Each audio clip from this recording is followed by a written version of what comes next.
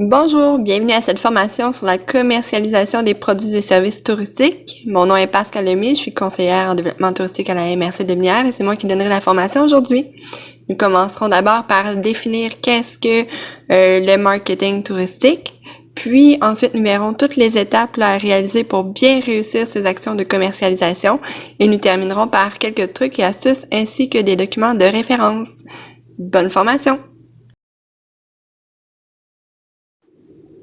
Dans un premier temps, nous allons définir qu'est-ce que le marketing. En fait, c'est le processus de renseigner et d'informer le consommateur afin qu'il sache quels sont vos produits et services, comment se les procurer et pourquoi vous plutôt qu'un autre. Il faut le voir un peu comme un pont qui relie les consommateurs à vos produits, à vos services ou à vos expériences. Lorsque ce pont est bien établi, vous êtes en mesure de bien communiquer avec vos consommateurs et futurs visiteurs. Le marketing touristique est l'acte de commercialiser vos produits et services à un touriste. Un touriste, c'est une personne qui fait un voyage d'une nuit ou plus, mais d'une durée de moins d'1 an à l'extérieur de sa ville et qui utilise de l'hébergement commercial ou privé. On ne doit pas le confondre avec un excursionniste qui, lui, est une personne qui fait un voyage aller-retour dans la même journée à l'extérieur de sa ville, dont la distance à l'aller est d'au moins 40 km. Le marketing touristique sert à votre entreprise à demeurer concurrentielle dans l'industrie touristique. Pour bien se préparer au niveau marketing, on doit être capable d'établir des normes pour demeurer compétitif dans notre industrie, autant au niveau local, régional, national qu'international. Être prêt pour le marché signifie que votre entreprise commercialise activement tous ses produits et services directement aux visiteurs. Vous devez donc avoir du matériel efficace, des politiques adéquates et une ligne de communication clairement bien établie. Un marketing réussi répond à la fois aux besoins de l'entreprise qu'aux besoins du consommateur. Maintenant, voyons qu'est-ce qu'un produit touristique. En fait, c'est quelque chose qui est proposé à un visiteur ou à un touriste visant une destination qui n'est pas leur résidence principale. Ça conduit automatiquement à l'établissement global d'une destination touristique. En fait, si les produits touristiques sont adéquats, cela peut permettre de vendre avec succès une destination et que celle-ci devienne viable pour les touristes potentiels. Attention, lors de votre processus de commercialisation, de bien prendre en compte les raisons qui motivent l'achat de votre consommateur. Effectivement, les produits touristiques sont pris en compte et peuvent jouer un rôle déterminant dans le choix de la destination du visiteur. Quelques raisons qui pourraient motiver les visiteurs à choisir votre produit seraient de visiter un endroit unique, varié, nouveau, d'en apprendre davantage sur l'histoire, la culture, le patrimoine, d'en apprendre également davantage sur le mode de vie des autres, voir de la faune, des paysages, des zones sauvages, être actif à l'extérieur avec les amis, la famille, relever les défis ou même goûter des produits locaux, pratiquer le tourisme gourmand. En fait, il faut simplement garder en tête que le visiteur veut absolument vivre une expérience. Voyons maintenant les différentes étapes de la commercialisation. La première étape, c'est la recherche. On doit collecter des données. Les données collectées guideront les décisions que vous prendrez à mesure que vous progresserez dans votre marketing.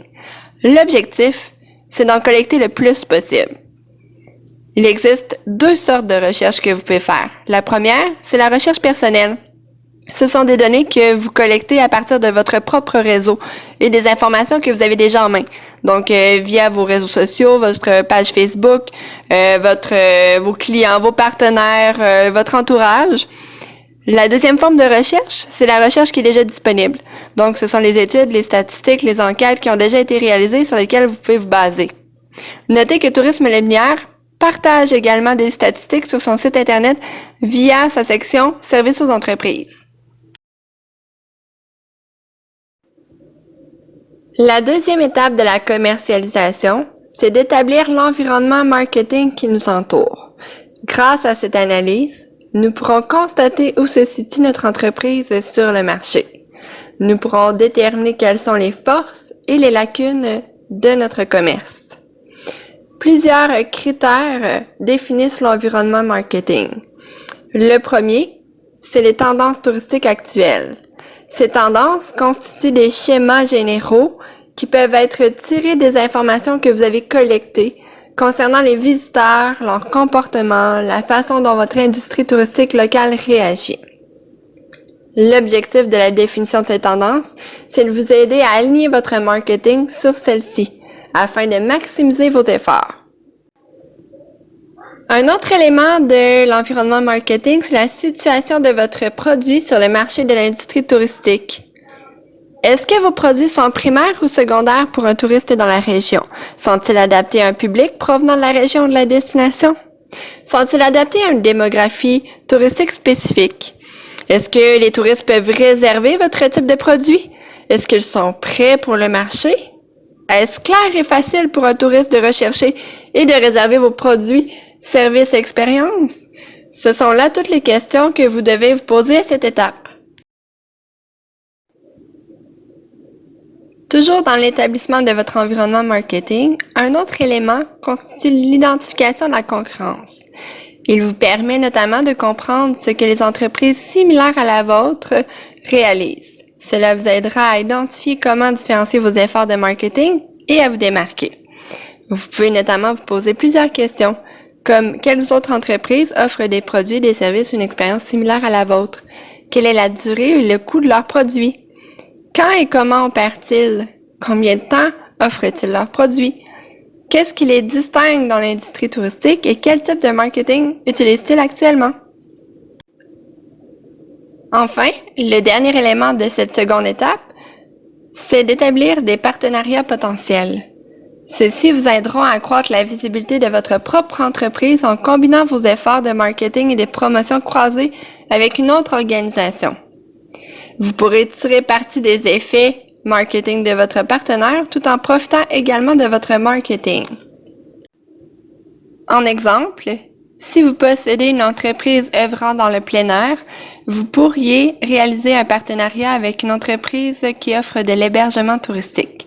Ainsi, chacune de vos deux organisations bénéficierait en plus de la promotion et des efforts marketing de l'autre entreprise. Cela maximiserait votre visibilité.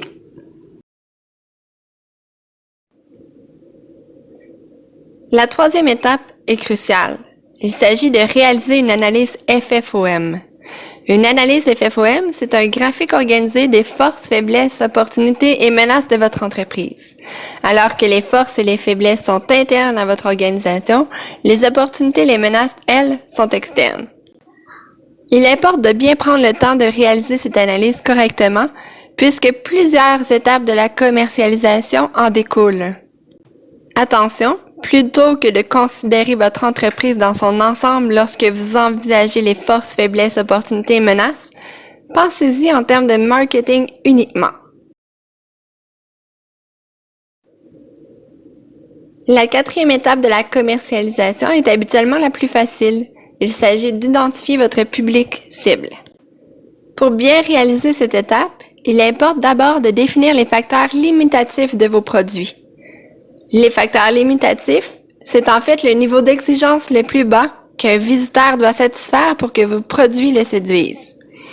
Les variables que l'on peut y retrouver sont notamment le temps, le coût, le niveau de compétence ou l'expérience, le confort, le lieu de la visite, l'intérêt, la santé et la mobilité, les besoins en équipement et en vêtements. Attention, gardez bien à l'esprit que vous pouvez avoir plusieurs publics cibles.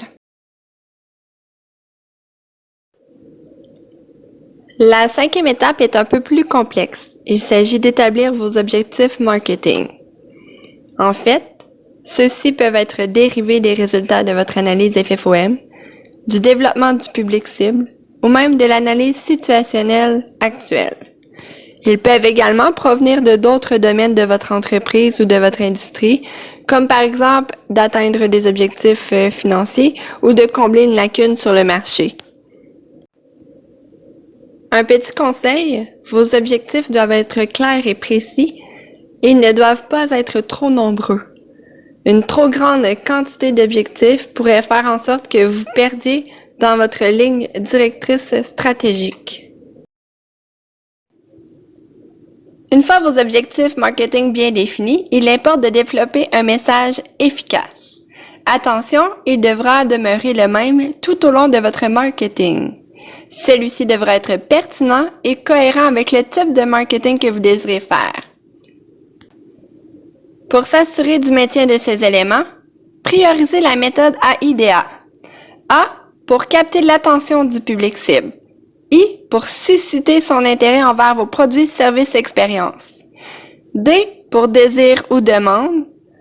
A pour action de persuader ce visiteur potentiel d'agir. Nous sommes maintenant rendus à différencier les différents types de marketing.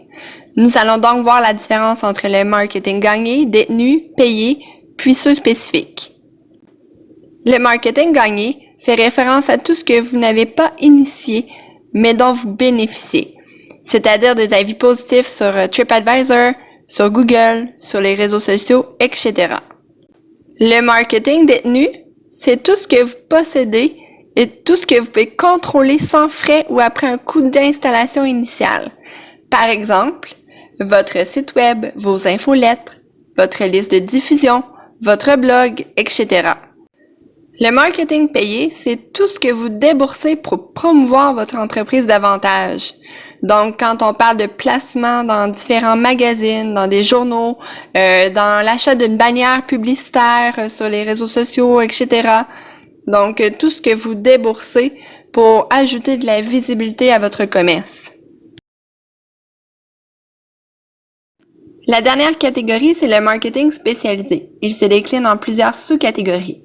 Publicité imprimée, matériel marketing, publicité hors domicile, publicité par publipostage, marketing de contenu, marketing sur les réseaux sociaux, publicité sur les réseaux sociaux, marketing par email et site internet.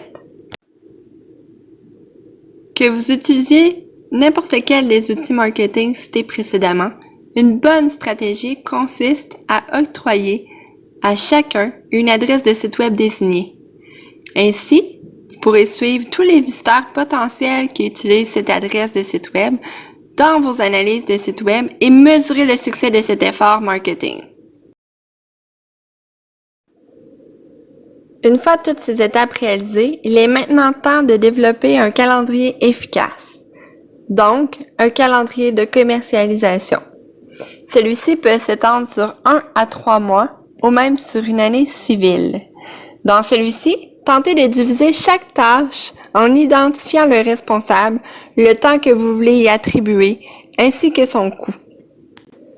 Pensez à quand votre public cible recherche votre produit, vos services ou vos expériences, quand il l'achète, quand il réserve, afin de bien placer chacune de vos actions dans ce calendrier. Une fois tous les éléments précédents mis en place, nous devons mesurer le succès de nos actions. Il faut savoir ce qui fonctionne, ce qui ne fonctionne pas dans nos actions, comment réagit notre clientèle cible à notre publicité, à notre promotion. Pour y arriver, plusieurs outils s'offrent à nous. Le premier, ce sont les indicateurs de réussite, nommés aussi KPI ou indicateurs de performance clés. Ce sont en fait des objectifs spécifiques, comme par exemple un nombre d'abonnés à atteindre, un nombre de clics à atteindre, etc. Le deuxième outil, c'est les tests AB. Ici, deux versions du même type de marketing sont exécutées pour déterminer quelle version est la plus efficace. Un autre outil, c'est l'ajustement et répétition. Celui-là, c'est certain que vous aurez besoin de l'utiliser à bon nombre de reprises. Donc, il s'agit simplement d'ajuster ce que vous faites précédemment selon la réponse de votre clientèle pour améliorer votre réussite. Enfin, la dernière étape de la commercialisation, c'est la construction d'un résumé exécutif de votre marketing. Il s'agit en fait d'un bref aperçu de l'ensemble de votre plan et de toutes les sections couvertes dans l'information d'aujourd'hui. Il doit présenter votre entreprise correctement au lecteur. En fait, c'est à noter que ce type de résumé est couramment demandé lors de recherches de financement ou même lors de l'octroi de prêts à différentes fins.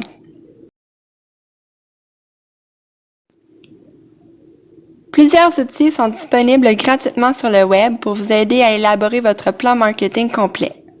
D'abord, pensez à Tourisme Lébinière dans la section Services aux entreprises pour obtenir de la formation et des statistiques sur l'industrie touristique.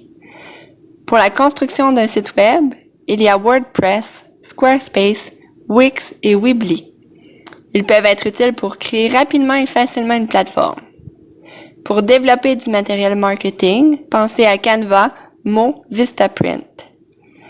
Hootsuite pourrait vous permettre de gérer plusieurs comptes de médias sociaux et Mailchimp serait l'outil idéal pour envoyer, gérer et suivre votre marketing par email. Si vous désirez embaucher un professionnel pour une ou plusieurs étapes de votre commercialisation, assurez-vous qu'il comprend bien vos produits, vos services, vos expériences et votre industrie. Il doit bien saisir tous les aspects de la commercialisation de votre entreprise. Assurez-vous également qu'il possède une excellente expérience. Vous pouvez embaucher un spécialiste individuellement, donc qui réalisera une étape de votre commercialisation seulement, comme par exemple un graphiste, un rédacteur publicitaire ou un gestionnaire des médias sociaux. Vous pouvez opter également pour contracter avec une agence marketing qui réalisera toutes les étapes pour vous. Cependant, le coût peut monter rapidement. Pour conclure cette formation sur la commercialisation des produits et services touristiques, vous avez maintenant en main tous les outils nécessaires pour construire un plan marketing efficace en seulement 10 étapes. Cependant, si vous désirez obtenir plus d'informations pour approfondir vos compétences et vos connaissances dans le domaine, je vous invite à consulter les différents sites qui sont listés ci-dessous. Merci!